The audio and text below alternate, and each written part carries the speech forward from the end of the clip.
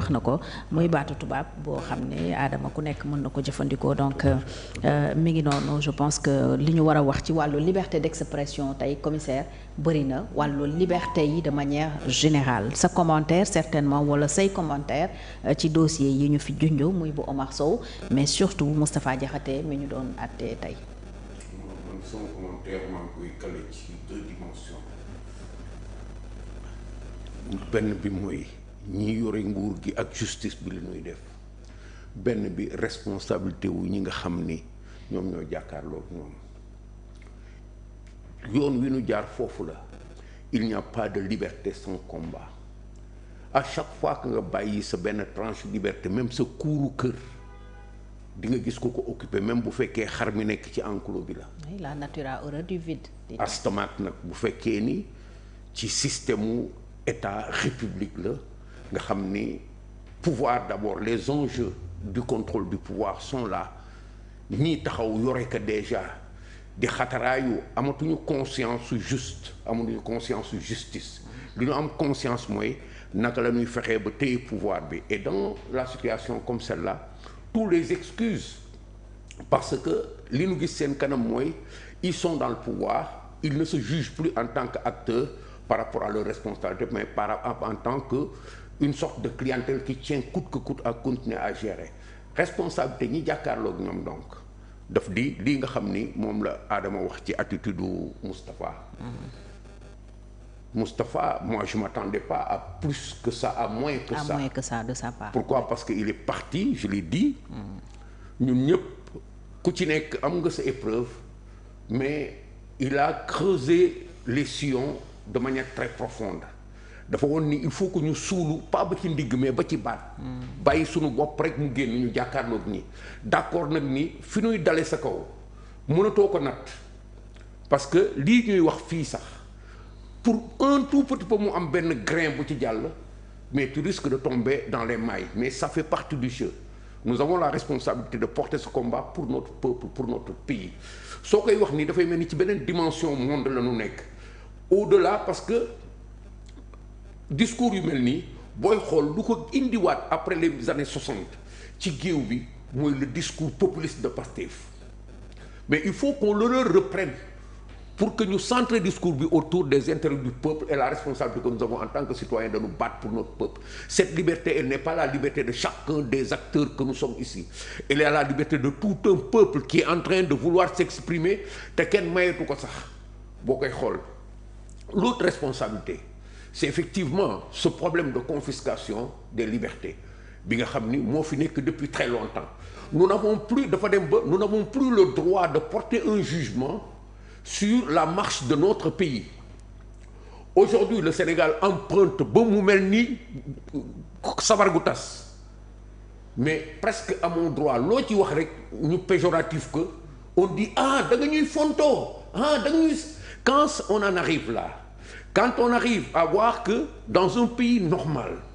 ñi nga xam ni ñoom ñooy gérer réew mi ñoo lay jiitu ci champ bi nga xam ni fa nga war a exprimer wu en face de ba tëj ko c'est un problème nous avons depuis l'avènement de ce régime-là au Sénégal nous avons un problème maintenant c'est le problème de les forcer à accepter que nous sommes des citoyens libres heureusement que c'est le Sénégal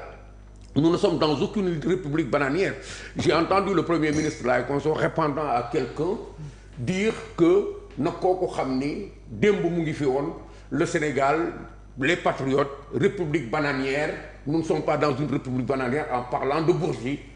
mais c'est au contraire eux qui nous ont enfoncés dans une république bananière parce qu'aujourd'hui notre force c'est qu'on est habitué à voir nos libertés confisquées et nous n'allons pas le faire ils ont les moyens de ce qu'ils veulent parce qu'ils ont le prétexte ils ont le motif pas le prétexte ils ont le motif leur motif c'est de conserver coûte que coûte le pouvoir en nous imposant un silence moi je crois que c'est raté au départ parce qu'il y a cette opposition entre ceux qui sont en face d'eux et eux qui veulent coûte que coûte nous museler et ça ne marchera pas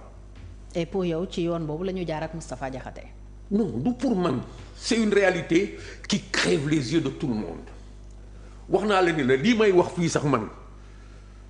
xëy na mën nañ ci tëb daal di ni kii lu muy wax nii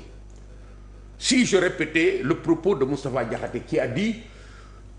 tey lii nga xam ni yéen a ma koy toppee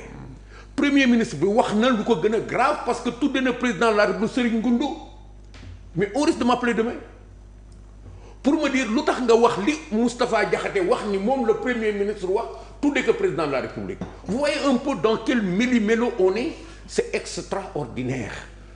ñun xamatuñu fu ñuy taxaw mais on a la responsabilité de ne pas bouger. Moustapha Diakhaté c'est pas une victime,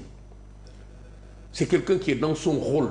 c'est même pas un héros, c'est un responsable nit ku taxaw fi mu war a taxaw ak assumer ses responsabilités. waaw à ce niveau de responsabilité on ne peut pas trouver on ne doit pas lui coller des superlatifs, on doit l'accompagner simplement parce que il est en train de jouer à un poste où kii jaar na fa man jaar naa fa keneen jaar na fa keneen jaar na fa ñeneen ñu ngi fay jaar y a Omar Sow qui vient de sortir. Oui. Vous voyez un peu, il y a d'autres qui sont restés en prison. Donc fii ñu taxaw nii tey c'est le Sénégal qui est en danger par rapport à tout cela. Ce n'est pas Moustapha Diakhaté qui est en danger. Si on doit parler de confiscation de liberté, prenons le cas de Moustapha Diakhaté, mais considérons que c'est tout le Sénégal qui est menacé parce que effectivement ce qui menace les gens du pouvoir est en eux, mais ils veulent nous le transférer et c'est leur stratégie depuis le début. lépp dafay delluwaat commissaire ci indépendance de la justice. ñun dañu am benn lourde responsabilité encore parce que war ñu ŋàññi suñu justice. Nous avons un problème, nous. La certitude que nous avons, c'est que nous avons une excellente justice parce que composée de magistrats vertueux pour la plupart. Mais ce qu'il faut reconnaître aujourd'hui, c'est qu'il y a problème. Parce que ñi leen doon accuser démb ni ils sont mauvais,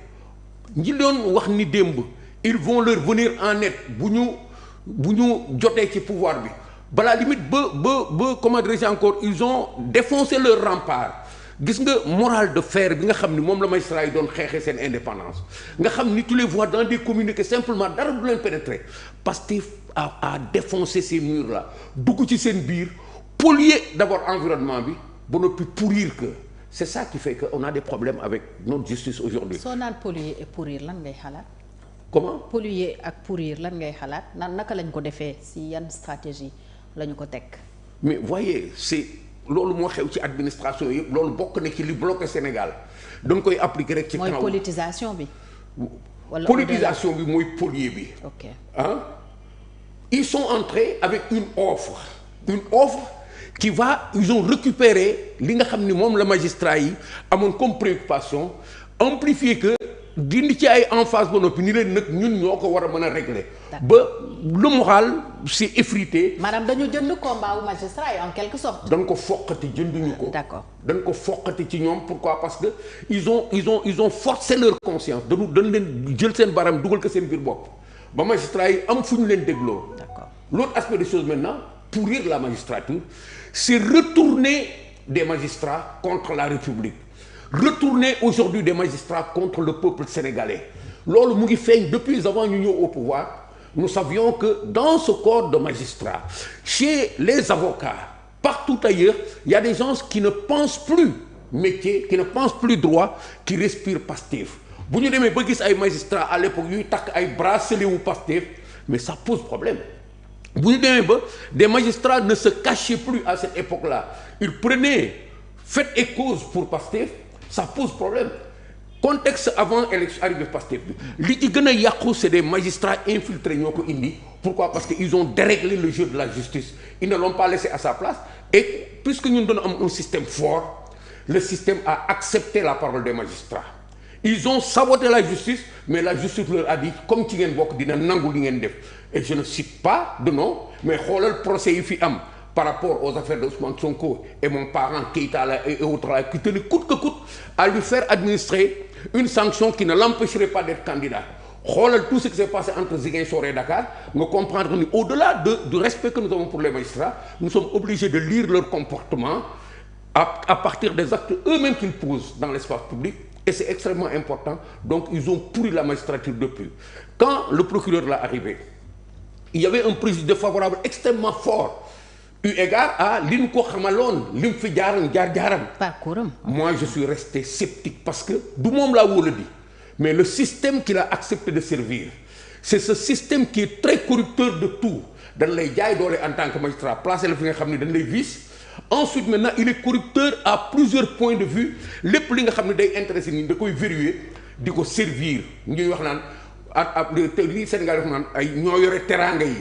ils savent jouer de cela et ils ont créé tellement de désordre que soo xasee ba dugg dootoo mën ti génn c'est ça qui me fait dire que notre magistrature elle est vertueuse elle est grande notre justice est grande mais elle a été pourrie de l'intérieur Adama